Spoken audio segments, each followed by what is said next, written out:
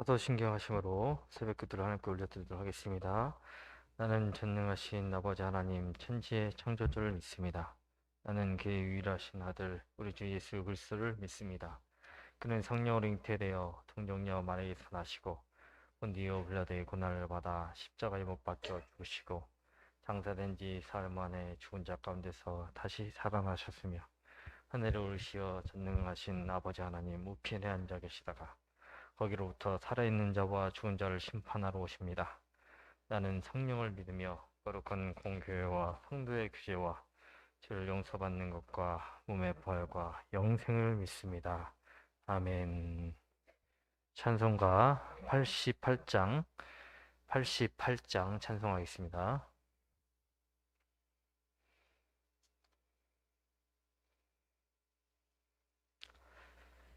88장 찬송하겠습니다. 내 진정 사모하는 친구가 되신 구주 예수님은 아름다워라. 삶 밑에 백합하여 빛나는 새벽별 주님 영원할 길 아주 없도다.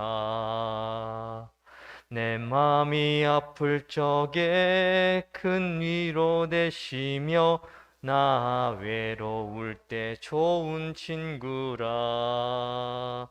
주는 저 산 밑에 백합 빛나는 새벽별 이 땅 위에 비길 것이 없도다.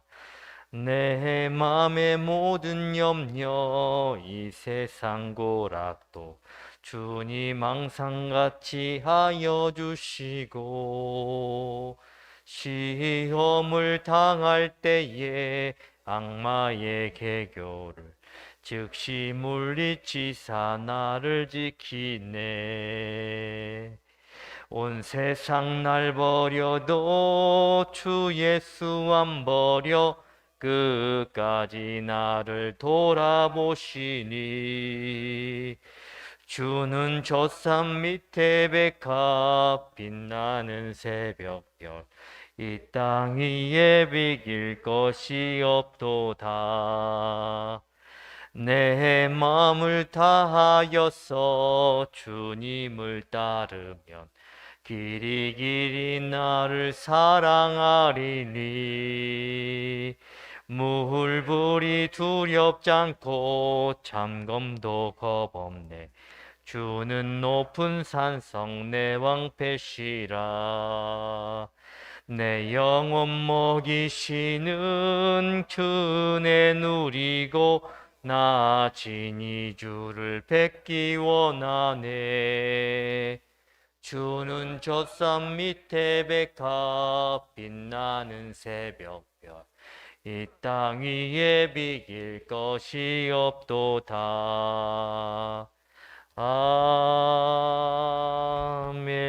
아멘.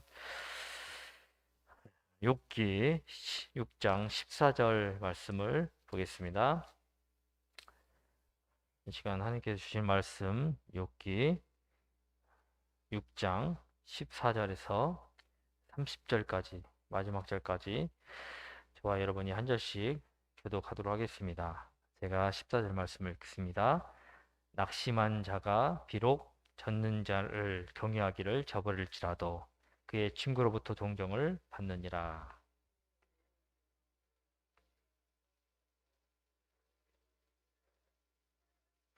얼음이 녹으면 물이 검어지며 눈이 그 속에 감추어질지라도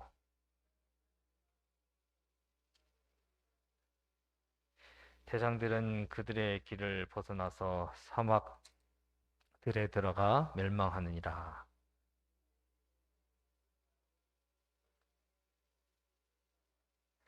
거기 와서는 바라는 것을 부끄러워하고 낙심하느니라.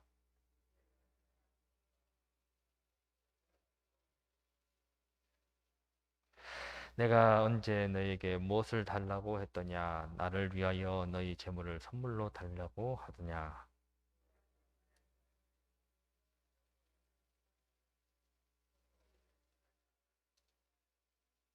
내게 가르쳐서 나의 허물된 것을 깨닫게 하라. 내가 잠잠하리라.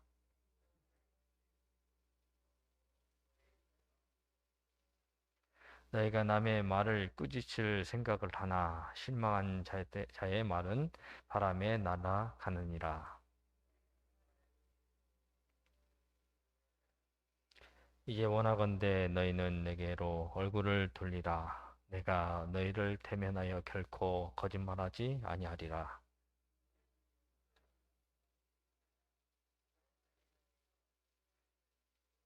함께 보겠습니다. 내 혀에 어찌 불의한 것이 있으랴. 내 미각이 어찌 속임을 분간하지 못하랴. 아멘. 할렐루야. 오늘 또 기도하시는 우리 성도님들 한 분 한 분에게 하나님께서 오늘 또 도우시고 역사하시는 그 하늘의 신령한 은혜가 있기를 축복합니다. 아멘. 요즘 사람들과 사람들 사이에 SNS라는 온라인 공간에서 정보도 공유하고 소통하는 것이 그 어느 때보다도 유행을 하고 있습니다. 쉽게 말씀드리면 우리가 카카오톡을 사용하죠. 또 네이버 밴드, 또 페이스북, 또 우리 교회가 유튜브로 실시간으로 예배를 송출하기도 하는데 이것들이 바로 SNS라고 할 수 있습니다. 이런 SNS를 통해서 우리가 많은 정보를 나누고 있는데요. 저도 SNS를 통해서 많은 분들을 만나고 또 그분들로부터 배우고 도움을 받으면서 살아가고 있습니다. 제가 어느 날 페이스북을 통해서 이런 짤막한 문구를 보게 되었습니다. 이런 내용의 문장이었습니다. 방전은 쉼이 필요하지만 고장은 사랑이 필요합니다. 다시 한번 말씀드립니다. 방전은 쉼이 필요하지만 고장은 사랑이 필요합니다. 이 짤막한 문장이었지만 제게 깊은 인상을 남겼습니다. 요즘 시대를 대표하는 핵심 단어가 있습니다. 요즘뿐만 아니라 몇 년 전부터 이 단어가 이 시대의 핵심 키워드로 자리매김한 것이 수년 전부터 바로 이 단어라고 할 수 있는데요. 바로 힐링이라는 단어입니다. 힐링은 치유라는 뜻을 말하는데 몸과 마음을 치유받는 일에 많은 사람들이 관심을 갖고 원하는 시대가 되었다는 말입니다. 이것은 이 시대를 살아가는 사람들이 그만큼 힐링이 필요한 만큼 건강하지 못한 삶을 살아가고 있음을 우리에게 말하고 있습니다. 제가 청년부 수련회 때 삶에 대한 만족도, 신앙생활에 대한 만족도를 설문을 한 적이 있습니다. 이때 이런 질문을 했습니다. 당신이 살아가면서 언제가 가장 행복합니까? 당신은 무엇을 할 때 가장 행복합니까? 이 질문에 대해서 청년들이 답을 했는데요. 그 답을 몇 가지만 소개하겠습니다. 일상을 떠나서 여행을 했을 때 그때가 가장 행복했습니다. 그렇게 답을 했고, 공휴일에 아무것도 하지 않고 실컷 잠을 잘 때 큰 행복감을 느낍니다. 또 친구들과 함께 맛있는 음식을 먹을 때가 정말 행복했습니다. 여러분, 청년들이 왜 편하게 여행을 하면서 그것으로부터 행복감을 느낀다라고 답을 했을까요? 또 실컷 잠을 잘 때가 가장 행복했다, 최근에 그렇게 답을 했을까요? 또 마음 편한 친구들과 걱정 없이 맛있는 음식을 먹으면서 여유 있는 삶을 즐길 때 그들이 행복하다라고 답을 하겠습니까? 청년들의 일상의 삶이 그만큼 힘이 든다는 것을 말하고 있습니다. 이렇게 청년들이 힘겹게 일상을 살아가다가 주일에 교회를 나오고 있다는 겁니다. 그러면 이들에게 교회라는 곳이 어떤 곳이 되어야 하겠습니까? 몸과 마음이 마음 놓고 쉴 수 있는 안식처가 되어야 줘야 되고, 또 사랑의 격려와 위로의 말을 들을 수 있는 그런 시간, 그런 교회가 되어야 할 줄 믿습니다. 삶에 지쳐서 자신들 나름대로는요 힘들게 살아가다가 방전이 될까 말까 하는 이들에게도 당연히 옳은 말, 진리의 말씀도 들려줘야 되지만 정작 이들이 지쳐있는 청년들에게 위로와 사랑을 통해서 회복이 일어난 일이 이들에게 절실하다는 사실입니다. 욥의 친구 엘리바스가 욥을 찾아와서 했던 이야기들은요, 틀린 일만이 아니었습니다. 그때 당시에 지혜를 가지고 욥에게 충고한 겁니다. 이렇게 사는 것이 옳다라고 말하는 것들에 대한 지혜, 그 당시 지혜자들이 인생을 이렇게 살아야 된다, 이런 일을 당하면 하나님 앞에 회개하고 하나님께 돌이켜야 그 심판을 면할 수 있고, 그래야 우리가 정작 살게 된다라는 그런 이야기들을, 고난을 해석하고 또 삶의 원칙과 같은 지혜를 엘리바스가 욥에게 들려준 겁니다. 그런데 문제는 엘리바스가 사실을 이야기하고 있지만 욥의 상태는 어떻습니까? 차라리 죽는 것이 낫겠다고 생각할 정도로 정말 그 누구도 감히 경험하지 못할 만큼 큰 고난을 당하는 욥에게 아무런 도움이 되지 못하고 욥을 더욱 괴롭게 하고 있다는 겁니다. 이런 상황 가운데서 욥이 위대한 믿음의 사람이라는 것을 어제 우리가 살펴봤는데요. 그래도 욥이 그 큰 고통 중에서도 하나님의 말씀을 거역하지 않고 끝까지 믿음을 지켰다는 겁니다. 우리가 신앙생활을 하면서 우리 주변에 있는 믿음의 사람들이 무너지는 경우들을 종종 봅니다. 이들이 무너지는 경우를 볼 때는요, 이들이 하나님의 말씀을 현실에서 타입하면서 상대화시키면서 그들의 신앙이 무너지고 있다는 것을 우리가 알 수 있습니다. 평상시에는 하나님을 잘 믿어오던 사람도요, 어떤 어려운 일이 찾아왔을 때 그가 그 어려움 때문에 절대적인 하나님의 말씀을 상대화시키는 것에서 그의 신앙이 무너지더라는 것입니다. 살아가면서 이런 경우가 있어서 소개를 합니다. 알바를 하던 청년이 갑자기 전화가 왔습니다. 그래서 하는 말이, 원래 자기가 주일에 알바하는 날이 아닌데, 자기 알바 담당이 아닌데, 주일에 일하던 친구가 갑자기 다리가 불편하다는 이유로 주일에 결근을 하게 되었다는 것입니다. 그래서 갑자기 주일에 자기가 그 친구를 대신해서 알바를 하게 생겼다고 사장이 자기에게 알바를 제안했다라고 한 것입니다. 여러분, 이 청년은요, 특별히요, 주일날 찬양 인도를 하는 청년이었습니다. 그래서 제가 이런 말을 했습니다. 네가 무슨 선택을 하더라도 네가 하나님 앞에서 중요하다는 것을 선택했으면 좋겠다. 또 어떤 선택을 하더라도 후회 없는 선택을 했으면 좋겠다. 그러면서 제가 이야기를 하기를, 사장이 너에게 주일 알바를 강요할 문제가 아니라고 생각한다. 네가 처음부터 일을 하기로 계약했던 부분이 아니니 너에게는 의무와 책임이 없는 것이다.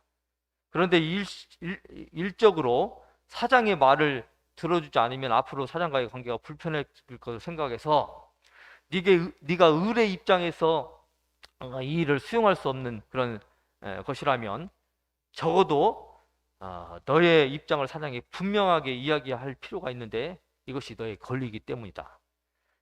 알바를 땡빵하는 문제는요, 형편이 되면 들어줄 수도 있고 또 부탁을 하는 것들을 수용할 수도 있죠. 그런데 제가 다시 또 얘기했습니다.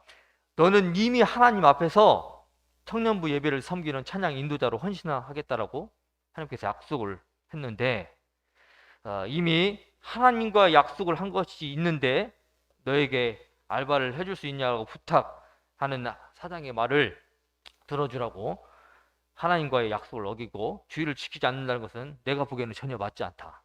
어떤 것이 먼저가 돼야 되냐? 먼저 약속한 것이 먼저가 되는 것이죠. 그래서 우리는 보통 약속을 거절할 때 뭐라고 거절합니까? 선약이 있습니다. 그래서 어렵습니다. 이렇게 얘기하죠. 네가 사장에게 너의 입장을 분명히 밝혀서 설명을 드렸음에도 사장이 이를 기분 나빠한다면 너의 신앙을 위해서 그 알바를 그만두는 것이 좋겠다고 생각한다. 그리고 제가 전화를 끊었습니다. 그리고 10분 뒤에 그 청년으로부터 다시 연락이 왔습니다.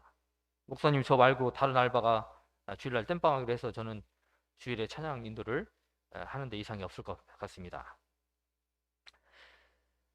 여러분, 우리가 하나님의 말씀을 지키고 거역하지 않는다는 것은요, 우리가 하나님을 경외함으로 선택할 때 그렇게 되는 것이지, 다른 누가 대신해서 내 믿음의 삶을 살아줄 수 없는 겁니다. 아무리 목사 아들 자녀들도 마찬가지입니다. 믿음은요, 내가 선택을 하면서 주님을 믿기를 결정하는 것이죠. 나는 아무런 노력을 하고 있지 않은데, 나는 그릇된 선택을 하고 있는데 내가 믿음의 삶을 살아갈 수 없는 겁니다. 기도도 누가 해야 됩니까? 가장 중요한 거는 내가 해야 됩니다. 내가. 다른 사람도 나를 위해서 기도할 수 있는데, 내가 하나님 앞에 결정해야 될 문제를 가지고 내 인생을 결정하는 것을 하나님 앞에서 신앙을 가지고 의로운 선택을 하기 위해서, 또 하나님 기뻐하시는 삶을 살기 위해서 내가 하면서 내가 분별하고 내 인생을 내가 하나님 앞에 살아간다는 것입니다. 신앙을 지킨다는 것은 가장 근본적으로 이 모든 것을 왜 하나님 앞에 기도하고 내 믿음의 삶을 선택해 나가냐면, 신앙은 근본적으로 하나님의 절대성을 인정하기 때문에 그렇습니다. 우리가 중요한 결정을 할 때 다른 사람한테 묻지 않잖아요. 왜 하나님 앞에 나가서 기도합니까? 그분이 내 인생에서 절대적인 기준이라고 생각하기 때문에 우리가 그분 앞에 묻는 겁니다. 그런데 우리는 거꾸로 듣습니다. 하나님은 옳다라고 얘기하고 이거는 반드시 지켜야 된다고 하는데, 우리는 이 세상 가운데 누가 나한테 이런 얘기했어? 내 자녀가 이런 얘기했어? 아니면 내 남편이 이런 얘기했어? 내 부인이 이런 얘기했어? 아니면 내가 가장 믿고 의지하는, 내가 똑똑하다고 얘기하는, 또 인생의 어떤 그런 지혜자라고 얘기하는 그 누군가가 이런 얘기를 했어. 이것 때문에 하나님의 그 절대성을 뒤엎어 버립니다. 그래서요, 끊임없이요, 우리는요, 이런 변화되는 세상에서 살아가고 있지만요, 우리가 결국 붙잡아야 될 것은 하나님의 절대성입니다. 여러분, 누가 절대라는 단어를 붙일 수 있겠습니까? 누구에게? 예. 누가 불변하다고 이것은 정말 이 사람은 이것은 진리다라고 얘기할 수 있는 그런 단어로 수식을 할 수 있겠습니까? 하나님 말고 그 누가 있겠습니까? 그런데 우리는 이걸 잃어버려요. 중요한 거는 내 삶을 안전하게 해줄 그런 나의 능력이 되는 분이 오직 하나님밖에 없는데, 나의 삶을 그 누구도 지켜줄 수 없습니다. 근데 하나님은 절대자는요, 나를 원하면 원하는 대로 그렇게 살아가게 할 수 있습니다. 그래서 우리가 신을 믿는 겁니다. 하나님을 믿는 겁니다. 그런데 하나님도 믿고 다른 것도 의지하면서 내 삶을 지켜가려고 하기 때문에 하나님을 상대화 시켜버립니다. 여기서 사람들이 무너지는 겁니다. 여러분, 죽어도 우리가 하나님을 믿다가 죽으면 하나님 책임지십니다. 근데 내가 죽어도 하나님을 믿다가 죽는 게 아니라 죽어도 다른 것을 붙잡고 죽습니다. 그것이 나를 책임진다고, 책임질 것처럼 마음의 심리적으로 분위기가 그렇거든요. 네. 여러분, 우리가 의사도 의지해야겠지만 누구를 붙잡고 치료도 받을 것이니 결정하고 그러겁니다. 어떤 사람은 암이 걸렸어도 내가 하나님 앞에 기도해 보니까 내가 의사를 의지해서 이게 나을 병이 아니다 생각하니까요, 어떤 사람은 작정하고 기도를 먼저 하더라니까요. 예. 진짜 실제로 그렇게 기도하다가 난 사람들도 우리 주변에 있지 않습니까? 우리 교회도 있는 거라고 제가 와서 보니까 그런 분들이 있더라고요. 젊어서 30 몇 살 때 암 걸려서 죽는데 그때가 먼저 사기 막 이렇게 됐었는데, 지금 30년 이상을 지금 살고 있는 그런 권사님 계시더라고요. 여러분, 우리가 믿음을 하나님께 준다는 것은요, 그분이 우리의 삶을 지켜주실 때 내 삶의 모든 것이 통통하게 될 것을 믿는 사람들은 반드시 하나님을 붙잡게 되어 있습니다. 우리가 이 절대적인 하나님에 대한 믿음이 흔들릴 때요, 이 세상에 방법을 취하게 되어 있습니다. 그리고 여러분, 이 세상은요, 1년 전 다르고 2년 전 다릅니다. 제가 그 청년 때 살아왔던 그런 그 시대의 분위기는 하고 지금 이 시대의 분위기는요, 180도 다릅니다. 네. 그때 이걸 하면 잘 살겠다고 생각해서 다 직업을 그렇게 선택했었는데 지금은 그걸 하면 망합니다. 이게 이 세상입니다. 사람들이 이렇게 사는 것도 오래 보였어요. 저렇게 사는 거 오래 보였어요. 그런데 지금은 그렇게 살아가면 바보라고 얘기하는 그런 세상이 되었습니다. 지금은 사업을 하면서도 이 사업을 하면서 이 투자하면 죽습니다. 근데 그때는요, 그때 그 직업을 선택하고 그 사업을 하면 불로오신이라고 생각하는 그런 일들이 있었습니다. 제가 대학교 갈 때 IT가 붐이었거든요. IT 업종이 붐이었습니다. 대학교를 가더라도 그런 관련된 학과를 가면 취업이 잘 된다고 했습니다. 근데 지금 IT는 포화 상태입니다. 결국 오늘 우리에게 말씀이 우리에게 무엇을 들려주고 있습니까? 욥은요, 왜 하나님의 말씀을 거역하지 않았는가? 그가 지금 벌어지는 상황들은 말도 안 되고요. 정말 이런 일이 있을까? 지금 인생에서 이런 뭐 평생 욥과 같은 고난을 당해본 사람이 있느냐라고 우리가 생각할 정도로 역사를 통틀어서요. 이런 정말 말도 안 되는 실패를 경험하고 이런 정말 가정에 정말 급격한 실패를 경험하고 이런 고통을 경험하는 사람이 누가 있겠습니까? 근데요, 욥은 그런 일을 당했다고 해서 하나님을 거역하지 않았다는 겁니다. 여러분, 이게 신앙이에요. 진수입니다. 진수.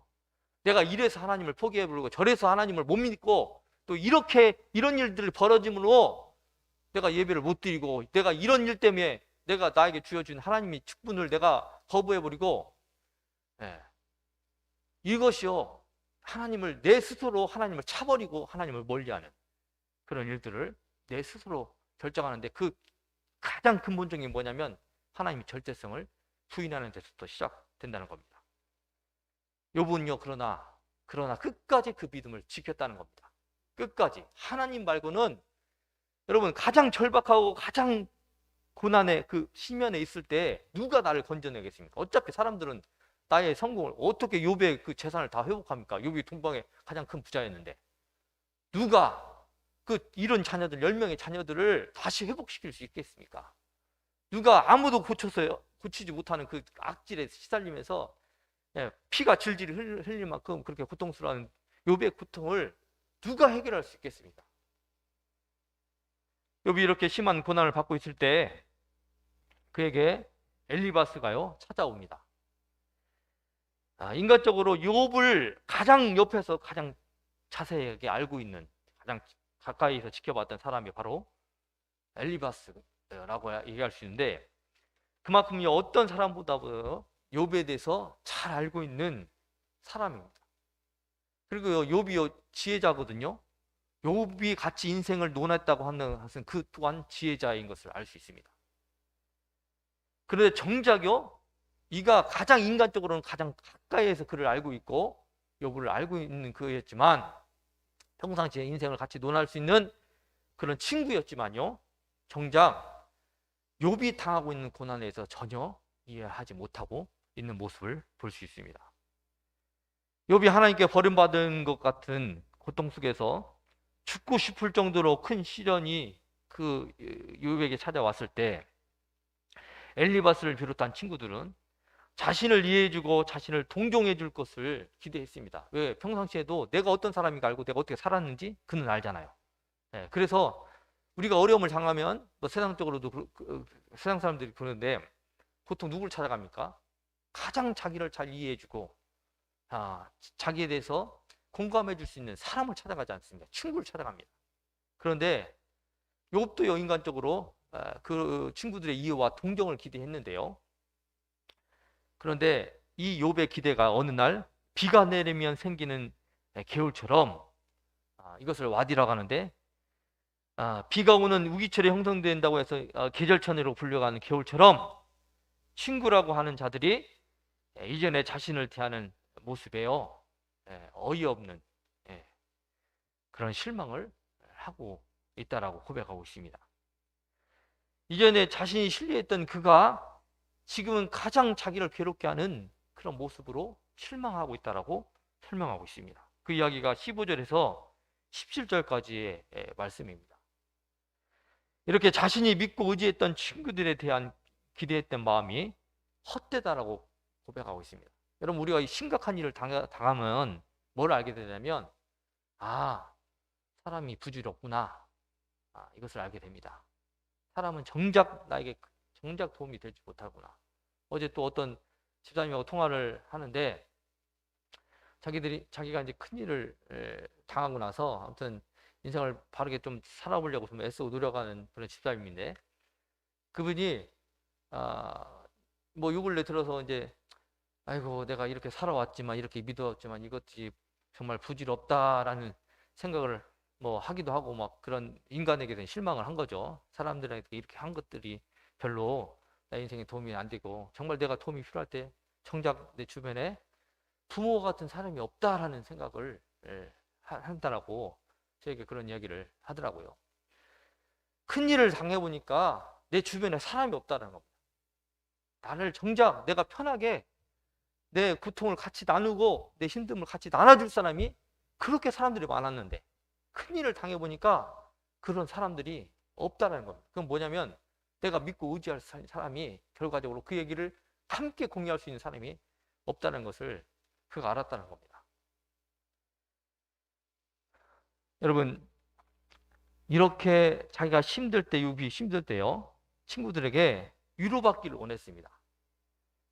그런데 정작 의지하고 평상시에 믿어왔던 그가 그 친구들이 헛되다는 것을 욥이 고백하고 있습니다. 18절에서 20절까지 그 이야기에 대한 구체성을 또 가지고 얘기하는데요. 또 다른 비유를 얘기합니다. 이 18절에서 20절까지는 대상들이 장사하는 자들에 대한 그 비유를 다시 얘기하면서 대상들이요 길을 다니다가 이 와디 우기철에만 형성되는 그런 천이거든요. 그럼 우기철이 아닌 그때 그곳을 지나게 되면 어떻습니까? 비가 올 때만 형성되는 천이기 때문에 비가 안 올 때 그곳을 지나게 되면 물이 없습니다. 근데 대상들은 뭐 1, 2km를 다니는 사람도 아니고 대상들, 큰 장사를 하는 사람들, 나라를 뛰어넘어서 무역을 하는 그런 사람들이니까 지난번에 갔을 때 거기에 천이 있었지, 그렇게 물이 흘러갔지, 그렇게 기대하고 그 대상들이 그곳을 기대하고 찾았지만 결국 그곳에서 물을 마시지 못하고 결국 죽게 되는, 멸망하게 되는 것에 비유를 하고 있습니다. 이것이 사람이라는 겁니다. 사람들은 믿을 대상이 못됨에도 불구하고 내가 이렇게 믿고 살아오더라는 겁니다. 근데 많은 사람들이 그렇습니다. 제가 어제 또 어떤 청년을 얘기한 것도 그에게 있어서는 뭐가 문제냐면 하나님보다 사람을 더 의지하는 게 문제예요. 관계 중심적으로, 신앙 중심적으로 살아야 되는데 삶의 모든 행복의 근원은 누가 있냐면 사람이 있습니다. 근데 하나님은요 떠나라고 하거든요. 사람을 떠나라. 너희 아버지도 떠나라는 거예요. 왜? 그래야 비로소 하나님을 만나고 의지하고 또 하나님과 함께 믿음의 삶을 살아갈 수 있으니까. 그렇게 사람들이 기대했던 것은요, 정말 정작 욥에게 소망을 줄 수 없다는 걸 이야기를, 그 대상들의 이야기를 비유하면서 이야기하고 있는 겁니다. 이것이 욥이 친구들에게 기대했던 허망한 결과라고 이야기하고 있습니다. 이런 가운데 욥이 친구들에게 바라는 것이 무엇인가를 말하고 있는데요. 22절에서 23절까지를 보니까 내가 너희들에게 재물을 달라고 하였느냐, 원수와 폭군으로부터 나를 구해달라고 했느냐, 단지 고통에 처한 욥을 자신을 이해해주고 위로해주기를 기대했다는 겁니다. 그리고 친구들에게 실망하다 못해 화가 난 욥이 이렇게 이야기합니다. 나의 허물에 대해서 말해봐라. 정말 너희들이 회개하고 하나님께로 잘못한 것을 또 회개하고 돌이키라고 하는데 내가 구체적으로 어떤 일을 나는 모르겠는데, 나도 내 인생을 살았는데 내가 모르겠는데 네가 그렇게 얘기하니까 나의 구체적인 허물을 지적해봐라. 그럼 내가 돌이키겠다. 내가 거기에 대해서 수용하겠다. 그렇게 나도 고쳐서 이 고난을 빨리 하나님께서 회복시킬 수 있도록, 고난 가운데 회복시킬 수 있도록, 고통 가운데 내가 구원을 받을 수 있도록 할 테니까 얘기해봐라. 자신이 하나님 앞에 죄를 지어서 이런 고통을 당하고 있다고 생각되면 자신에게 그런 진짜 필요한 깨달음을 줘라. 자신이 깨달을 수 있도록 허물을 말하라고 말합니다. 그러면서 욥이 자신이 죄를 범하지 않았으면 자신이 선악을 분별하는 어리석은 사람도 아니고, 내가 하는 말이 거짓이 아니고 진실이다면 니들이 나에게 죄에서 돌이키라고 말할 것이 아니고 니들이 잘못됐으니까 니들이 돌이켜야 되는 것이 아니냐, 그렇게 자신을 믿어달라. 지금 내가 하는 것은 고집도 아니고 내가 회개하기 싫어서 그런 것도 아니고 내가 정말 죄를 지은 것이 없고 지금 생각이 나지 않아서 그런 것인데 내가 옳다는 것을 왜 믿어주지 못하냐, 자신을 믿어달라고 호소하면서 엘리바스의 말에 대한 변론을 마무리하고 있습니다. 그러면서 29절 30절 말씀을 보니까 너희는 돌이켜 행악자가 되지 말라. 아직도 나의 의가 건지하니 돌아오라. 내 혀에 어찌 불의한 것이 있으랴. 내 미각이 어찌 속임을 분간하지 못하겠느냐. 이 말을 끝으로 오늘 본문의 말씀을 맺고 있습니다. 사랑하는 성도 여러분, 이 세상에요, 우리의 인간의 지식으로, 지혜로 이해되지 못한 일들이 수없이 벌어집니다. 쉽게 얘기하면 생으로 삭더니 그렇죠. 그 애들이 고등학교 대부분 거기서 죽어간 애들이요, 300명 가량 되는 애들이 뭐 죽을 죄를 얼마나 지었으면 얼마나 지었겠습니까? 근데 한날 한시에 그 세월에 탄 애들이 다 바다에 수장된 거 아닙니까? 지금 아프가니스탄에서 벌어지고 있는 일은요, 하나님을 믿는다는 이유로 무차별적으로 테러를 당합니다. 하나님을 믿는다라고 발각이 되면 그가 어리든지 그가 남자든지 연루하든지 상관없이 그냥 죽어지는 게 당연한 그런 나라, 그런 사건들이 일어나고 있다는 겁니다. 이것을 어찌 인과응보로 또 추수의 법칙으로 뭐 콩 심은데 콩 나는 것이고 네가 당연히 죄를 지었으니까 죽어야지 뭐 이런 일로 설명할 수 있겠습니까? 심판과 정죄는요, 우리 사람의 영역이 아닙니다. 나도 마땅히 그에게 어떤 허물을 지적할 수 있지만요, 나도 그런 허물을 지적할 만한 떳떳한 사람이 될 수 없는 겁니다. 내가 어떻게 하나님을 대신해서 심판자가 될 수 있겠습니까? 다만 우리는 어떤 일을 해야 되냐면, 고통당하는 사람들을 위해서 우리가 해야 되는 일은요, 그들에게 내가 베풀 수 있는 자비를 베푸는 겁니다. 우리에게 하나님이요, 심판자가 되고 그들을 죽이라고 얘기한 적이 한 번도 없습니다. 근데요, 선한 사마리아 비유에서도 계속 이야기하는 것이 뭐냐? 너희가 이처럼 어려움을 당한 그 자가 무슨 상관입니까? 선한 사마리아냐고? 강도 맞는 자가 선한 사마리아하고 피가 섞였습니까? 밥을 같이 먹었습니까? 그러나 너희가 이 선한 사마리아인처럼 모든 사람을 자비하게 대하라는 겁니다. 사랑으로. 이건 무슨 얘기냐면 고통당하는 자들의 고통을 함께 나누라는 겁니다. 이것이 우리에게 하나님께서 주신 사명이라는 겁니다. 오늘 밥을 먹는데 우리가 지장이 없고 살아가는데 지장이 없으면 혹시 밥을 못 먹어서 굶고 있고 경제적으로 힘든 자를 돌아보는 것이 우리에게 주어진 사명이라는 겁니다. 엘리바스는 틀린 게 뭐냐면 자기가 이렇다 저렇다 정리해 줄 것이 아니라 욥이 당하고 있는 고통에 같이 동참하고 그를 동정하고 위로하는 일들을 먼저 했어야 되는데, 오직 똑똑했으면 그 당시에 당시 이야기되고 있던 그런 지혜를 갖다 들여대며, 너는 그래서 인간고 추수의 복지를 드러내며 그래서 네가 이런 결과적으로 이런 일을 당하는 것이 아니라, 그런 얘기를 하고 있는 모습을 보면서 가장 가까운 사람이요, 가장 힘들 때 그에게 가장 큰 상처를 주고 있는 것들을 보게 됩니다. 누구를 만나더라도 사랑의 법으로 자비를 베풀면서 그를 대할 때 이 땅에 하나님의 회복의 역사가, 또 하나님의 사랑과 위로가 나를 통해서 이루어지게 될 줄 믿습니다.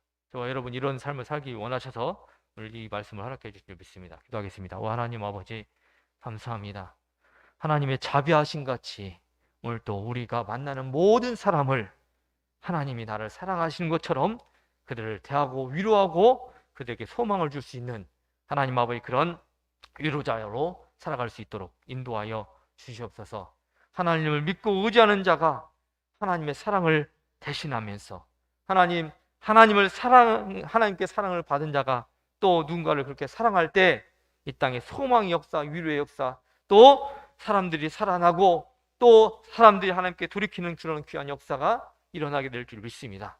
우리 교회가 그런 사명을 감당하는 교회가 되게 도와주시고, 어려운 자의 그 고통을 함께 나누는 교회가 되게 도와주시고, 우리 성도들의 모든 삶도 하나님이 보실 때 하나님 아버지의 슬픈 자를 위로하고 고통받는 자의 고통을 함께 나누어 짊어지며 하나님의 그 사랑과 위로와 은혜를 함께 흘려보낼 수 있는 그런 믿음의 사람으로 살아갈 수 있도록 인도하여 주시옵소서. 오늘 또 우리에게 생명 주신 그 하나님의 뜻을 따라서 살아갈 때 타협하지 않고 하나님이 말씀하신 그 말씀을 지키는 가운데, 믿음을 지키는 가운데 거룩한 하나님의 뜻을 이루어가며 살아갈 때 한 해의 신령한 복으로 우리와 함께 하게 될 줄 믿습니다. 하나님 그 하나님을 기대하며 하나님을 의지하며 오늘 한날을 살아가는 그 모든 삶을 통해서 하나님 영광 받으시고 기뻐하시는 하나님의 믿음의 역사가 일어나는 우리의 모든 삶이 되게 도와 주시옵소서. 감사하고 예수 그리스도의 이름으로 감사하며 기도 올리옵나이다. 아멘. 하늘에 계신 우리 아버지의 이름을 거룩하게 하시며 아버지의 나라가 오게 하시며 아버지의 뜻이 하늘에서 같이 땅에서도 이루어지게 하소서. 오늘 우리에게 일용할 양식을 주시고 우리가 우리에게 잘못한 사람을 용서해 준 것 같이 우리 죄를 용서하여 주시고 우리를 시험에 빠지지 않게 하시고 악에서 구하소서. 나라와 권능과 영광이 영원히 아버지의 것입니다. 아멘.